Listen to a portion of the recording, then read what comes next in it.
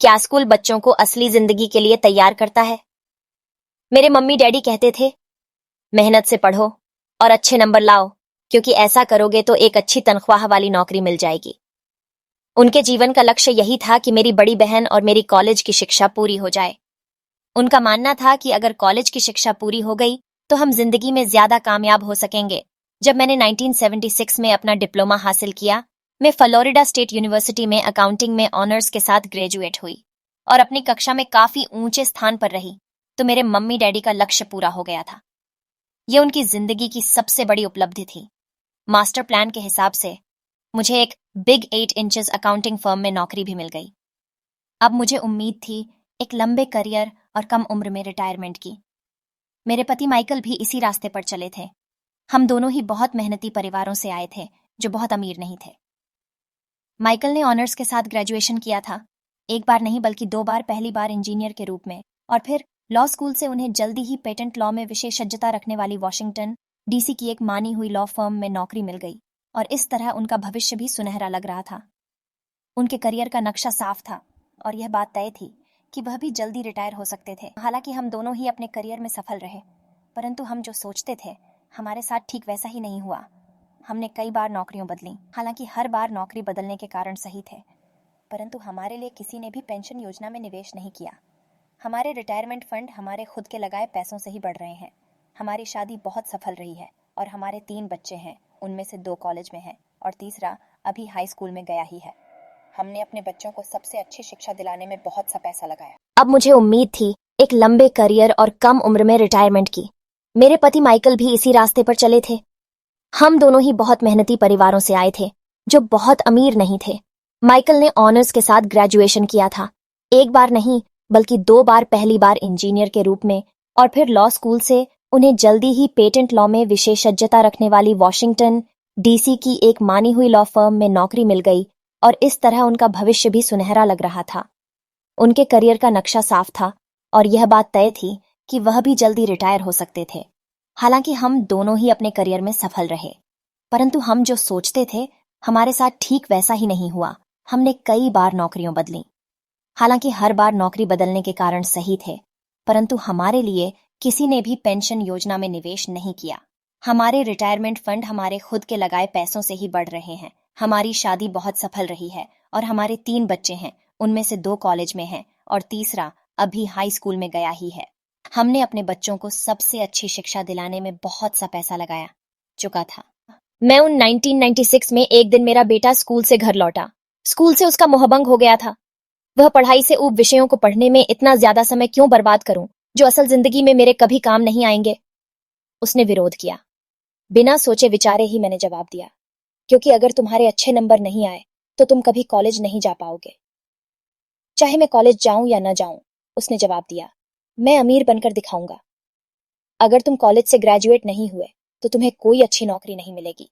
मैंने एक माँ की तरह चिंतित और आतंकित होकर कहा, बिना अच्छी नौकरी के तुम किस तरह अमीर बनने के सपने देख सकते हो? मेरे बेटे ने मुस्कुराकर अपने सिर को बोरियत भरे अंदाज में हिलाया। हम यह चर्चा पहले भी कई बार कर चुके थे। उसने अपने सिर को झुकाया और अपनी आंखें घुमाने लगा। मेरी समझदारी भरी सलाह एक बार फिर उसके कानों से भीतर नहीं गई थी। हालांकि वह स्मार्ट और प्रबल इच्छा शक्ति वाला युवक था, परंतु वह नम्र और शालीन भी था। मम्मी, उसने बोलना शुरू किया और भाषण सुनने की बारी अब मेरी थी। समय के साथ चलिए, अपने चारों तरफ देखिए। सबसे अमीर लोग अपनी शिक्षा के कारण इतने अमीर नहीं बने हैं। माइकल जॉर्डन और मैडोना को देखिए, यहां तक कि बीच में ही हार्वर्ड छोड़ देने वाले बिल गेट्स ने माइक्रोसॉफ्ट कायम किया। आज वे अमेरिका के सबसे अमीर व्यक्ति हैं और अभी उनकी उम्र भी 30 से 40 के बीच ही है। और उस बेसबॉल पिचर के बारे में तो आपने सुना ही होगा, जो हर साल $40 लाख से ज्यादा कमाता है, जबकि उस पर दिमागी तौर पर कमजोर होने का लेबल लगा हुआ है। हम दोनों काफी समय तक चुप रहे।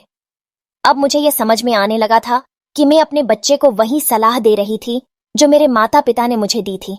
हमारे चारों तरफ की दुनिया बदल रही थी, परंतु हमारी सलाह नहीं बदली थी। अच्छी शिक्षा और अच्छे ग्रेड हासिल करना अब सफलता की गारंटी नहीं रह गए थे और हमारे बच्चों के अलावा यह बात किसी की समझ में नहीं आई थी। मम्मी, उसने आगे कहा, मैं डैडी और आपकी तरह कड़ी मेहनत नहीं करना चाहता। आपको काफी पैसा मिलता है और हम एक शानदार मकान में रहते हैं जिसमें बहुत से कीमती सामान है। अगर मैं आपकी सलाह मानूंगा तो मेरा हाल भी आपकी ही तरह होगा। मुझे भी ज्यादा मेहनत करनी पड़ेगी ताकि मैं ज्यादा टैक्स भर सकूं और कर्ज में डूब जाऊं। वैसे भी आज की दुनिया में नौकरी की सुरक्षा बची नहीं है। मैं यह जानता हूं कि छोटे और सही आकार की फर्म कैसी होती है। मैं यह जानता हूं कि छोटे और सही आकार की फर्म कैसी होती है। मैं यह भी जानता हूं कि आज के दौर में कॉलेज के स्नातकों को कम तनख्वाह मिलती है, जबकि आपके जमाने में उन्हें ज्यादा तनख्वाह मिला करती थी। डॉक्टरों को देखिए, वे अब उतना पैसा नहीं कमाते जितना पहले कभी कमाया करते थे। मैं जानता हूं कि मैं रिटायरमेंट के लिए सामाजिक सुरक्षा या कंपनी पेंशन पर भरोसा नहीं कर सकता। अपने सवालों के मुझे नए जवाब चाहिए। वह सही था, उसे नए जवाब चाहिए थे, और मुझे भी मेरे माता पिता की सलाह उन लोगों के लिए सही हो सकती थी जो 1945 के पहले पैदा हुए थे, पर यह उन लोगों के लिए विनाशकारी साबित हो सकती थी जिन्होंने तेजी से बदल रही दुनिया में जन्म लिया था।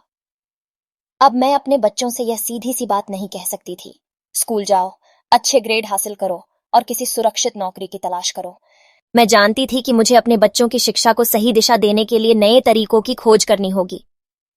एक माँ और एक अकाउंटेंट होने के नाते मैं इस बात से परेशान थी कि स्कूल में बच्चों को धन संबंधी शिक्षा या वित्तीय शिक्षा नहीं दी जाती। हाई स्कूल खत्म होने से पहले ही आज के युवाओं के पास अपना क्रेडिट कार्ड होता है। यह बात अलग है कि उन्होंने कभी धन संबंधी पाठ्यक्रम में भाग नहीं लिया होता है और उन्हें यह भी नहीं पता होता है कि इसे किस तरह निवेश किया जाता है। इस बात का ज्ञान तो दूर की बात है कि क्रेडिट कार्ड पर चक्रवृद्धि ब्याज की गणना किस तरह की जाती है। इसे आसान भाषा में कहें तो उन्हें धन संबंधी शिक्षा नहीं मिलती और यह ज्ञान भी नहीं होता कि पैसा किस तरह काम करता है। इस तरह वे उस दुनिया का सामना करने के लिए कभी तैयार नहीं हो पाते जो उनका इंतजार कर रही है, एक ऐसी दुनिया जिसमें बचत से